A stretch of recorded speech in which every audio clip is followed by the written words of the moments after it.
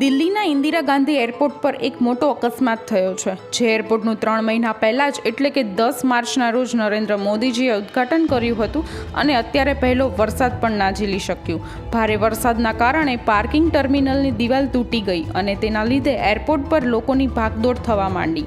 દિવાલ પડતા જ પાર્કિંગમાં રહેલી ઘણી કાર તેના નીચે દબાઈ ગઈ હતી. જોકે ઘટનાની જાણ થતાની સાથે જ તાત્કાલિક ફાયર બ્રિગેડની ટીમ ઘટના સ્થળે પહોંચી ગઈ હતી.